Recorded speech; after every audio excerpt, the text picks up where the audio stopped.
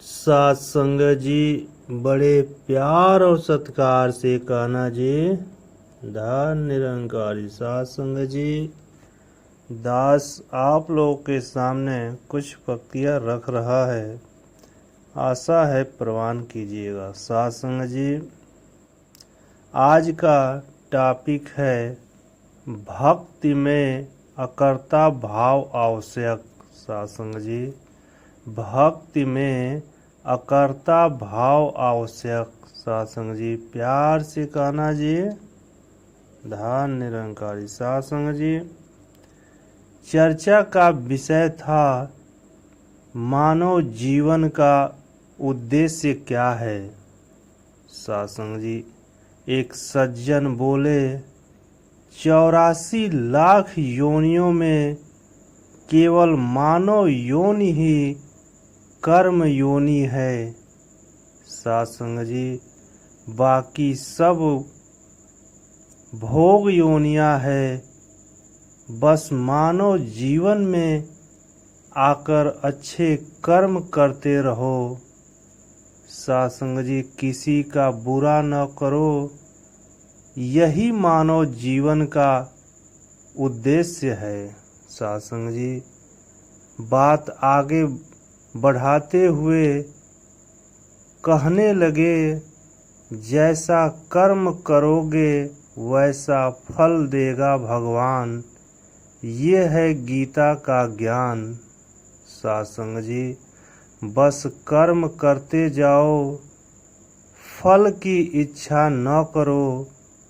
अपनी दलील को पक्का करने के लिए एक श्लोक का सहारा भी लिया। कर्मणाधि अधिकारस्य मा फलेव कदाचन। सात्संग जी उनका यह कहना था कि दास के मन में अनेकों विचार कौंधने लगे। सात्संग जी अक्सर सुनते हैं कि हर कर्म के साथ उस कर्म का फल निश्चित है। सात्संग जी जिस प्रकार हजारों गायों में बछड़ा अपनी माँ को ढूंढ लेता है, सात्संग जी उसी प्रकार कर्म फल कर्ता को ढूंढ लेता है। सात्संग जी जीव शरीर से कर्म करता है और कर्म के कारण ही विभिन्न शरीर धारण करता है। सात्संग जी यदि बिना कर्म के जीव एक क्षण नहीं रख सकता और कर्म का फल भोगने के लिए बार बार जन्म लेना पड़ता है, सात्संग जी तो फिर कर्म बंधन से मुक्ति कैसे हो।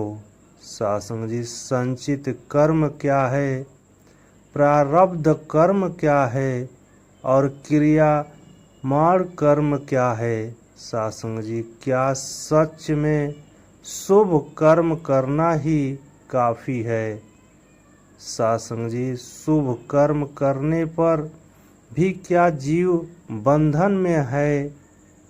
जिस प्रकार प्रभु परमात्मा अटल है, इसी प्रकार इसकी रचना और विधान भी अटल है, अद्भुत और विलक्षण है। सात्संग जी इसी विधान के अंतर्गत जीव को कर्म करने की स्वतंत्रता दी है, स्वतंत्रता भी है। सात्संग जी और कर्म फल भोगने का सिद्धांत भी है। सतगुरु द्वारा प्रदत्त ब्रह्म ज्ञान में सभी प्रश्नों का हल सहज में मिल जाता है। सात्संग जी अन्यथा साधारण जीव के लिए कर्म फल सिद्धांत का समझना इतना सरल नहीं। सात्संग जी जीवन मुक्ति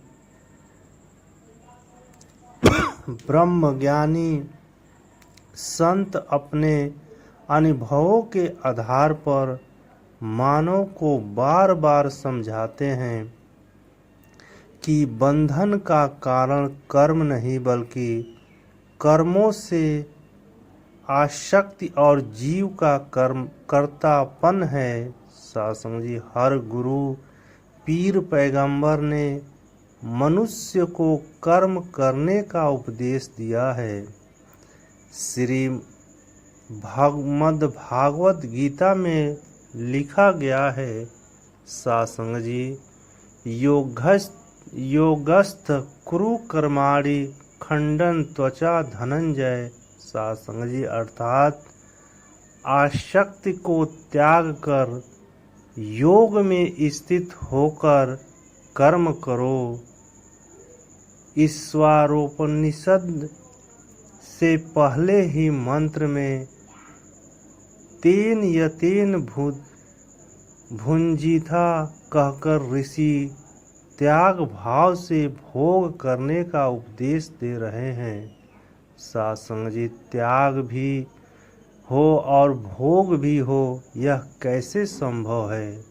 सत्संग जी, महात्मा युद्ध क्षेत्र में गए सैनिक का उदाहरण देकर समझाते हैं कि लड़ाई के दौरान एक वीर सैनिक द्वारा दुश्मन के सैकड़ों सैनिकों को मार डालने पर उसे वीरता पुरस्कार मिलता है। सत्संग जी, वही सैनिक घर आकर किसी निजी रंजिश के चलते पड़ोसी को मार डाले तो उसे उम्र कैद या फांसी भी मिल सकती है। सत्संग जी, जब तक सैनिक सरकार के हुक्म में रहकर कर्म करता है तब तक उसे प्रशंसा, मेडल, इनाम, सम्मान सब मिलता है, लेकिन अपनी मर्जी से कर्म करने पर उसे अपमान भी मिलता है और सजा भी भोगनी पड़ती है। सत्संग जी, तो क्या जीव भी सैनिक की भांति किसी परम शक्ति के अधीन होकर कर्म कर सकता है? सत्संग जी, क्या इसका कर्तापन समाप्त हो सकता है?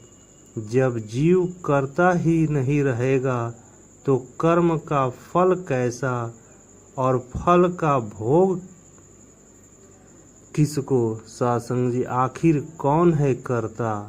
पुस्तकों में पढ़कर या सुनकर कि केवल ईश्वर ही समस्त जगत का कारण भी है और कर्ता भी, और सब कर्म इसी के निमित्त करने हैं। सत्संग जी, बात बनने वाली नहीं।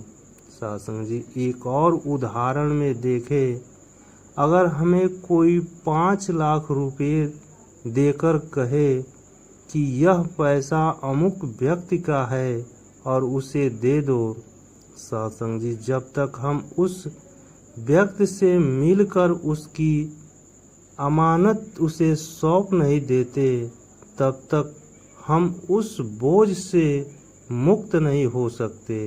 सत्संग जी, अगर हम उसके मालिक तक नहीं पहुंचते तो पुलिस द्वारा पकड़े जाने पर हम लाख दलील दे कि यह पैसे मेरे नहीं, कोई यकीन नहीं करेगा। सत्संग जी, बल्कि हमें उसका मालिक समझकर और उसे काला धन समझकर जेल भी हो सकती है। सत्संग जी, भाव जब तक कर्ता का पता नहीं चलता, जीव चाहे लाख रटन लगा ले, समर्पण नहीं हो सकता। अतः कर्मों का फल भोगना ही पड़ेगा।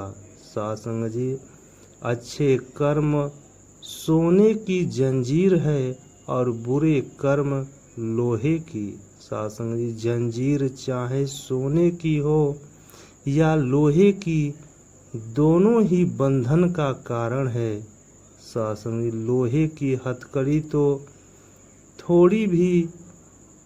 तोड़ी भी जा सकती है, लेकिन सोने की हथकड़ी शुभ कर्मों का वह सूक्ष्म अहंकार है जो जीव को समय के तत्ववेता सतगुरु के शरण में आने से रोकता है। सासंग जी, परिणाम स्वरूप जीव जन्म मरण के बंधन से नहीं छूट पाता।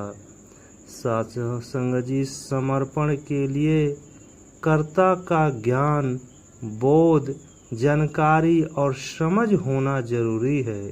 सासंग जी, ताकि तेरा तुझको सौंपते क्या लागे है मेरा कहा जा सके। सासंग जी, ब्रह्म ज्ञान के बाद जीव के कर्म ईश्वर के निहित हो जाते हैं। जिस प्रकार बैंक का कैशियर दिन में लाखों रुपए जमा होने पर भी न खुश होता है, न ही करोड़पति निकाले जाने पर भी दुखी होता है। सासंग जी, उसी प्रकार ब्रह्मज्ञानी संत कर्मों से निर्लिप्त और आसक्त हो जाता है। सासंग जी, भगवान श्री कृष्ण कहते हैं, हे अर्जुन, जिस प्रकार एक छोटी सी चिंगारी लाखों मन लकड़ियों के ढेर को जलाकर नष्ट कर देती है, उसी प्रकार ज्ञान रूपी अग्नि जन्मों जन्मों के संचित कर्मों के फल पल भर में नष्ट कर देती है, कर्मों को पल भर में नष्ट कर देती है। सासंग जी, ज्ञानाग्नि सर्व कर्माणि भस्म शाकुंत तथा। सासंग जी, ब्रह्म ज्ञानी परम शक्ति के अधीन होकर निष्काम और अकर्ता भाव से कर्म करता है। सासंग जी, जिस प्रकार उबले हुए बीज दोबारा नहीं उगते, उसी प्रकार उसके कर्म फल रहित हो जाते और जीव फल भोगने के लिए बार बार जन्म मरण के बंधन में नहीं आता। सासंग जी, इसका अर्थ यह कदापि नहीं है कि उसमें अकर्मता आ जाती है, बल्कि वह पहले से भी अधिक शक्ति से ईश्वर द्वारा प्रदत्त तन मन धन के सभी सामर्थ्यों से एक कर्म योगी बन संसार में विचरता है। सासंग जी, और अपने सभी कर्तव्यों को निभाता है। कर्ता न होने से ऐसा भी नहीं कि जीव अपनी मर्जी से अच्छा बुरा कुछ भी कर्म कर ले, क्योंकि अब उसे कर्म का फल तो भोगना ही नहीं। सासंग जी, बल्कि जीव ईश्वरी इच्छा में आ जाता है। ईश्वरी इच्छा में सकारात्मकता है, सृजन है, सेवा है, संसार का भला है। भगवान श्री कृष्ण गीता में कहते हैं कि अर्जुन, मैं कर्मों में लिप्त नहीं होता और ऐसा कोई कर्म नहीं जो मैं न कर सकूं। सासंग जी, फिर भी मैं कर्म करता हूँ, क्योंकि संसार मेरा अनुसरण करता है।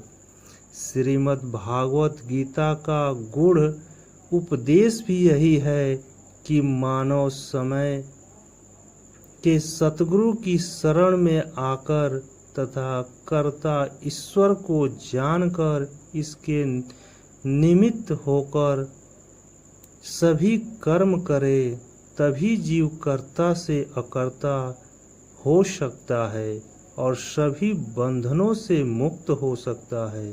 सासंग जी, इस विशेष उद्देश्य के कारण ही मानव जीवन की विशेषता है। सासंग जी, बड़े प्यार और सत्कार से कहना जी, धन्य निरंकार जी।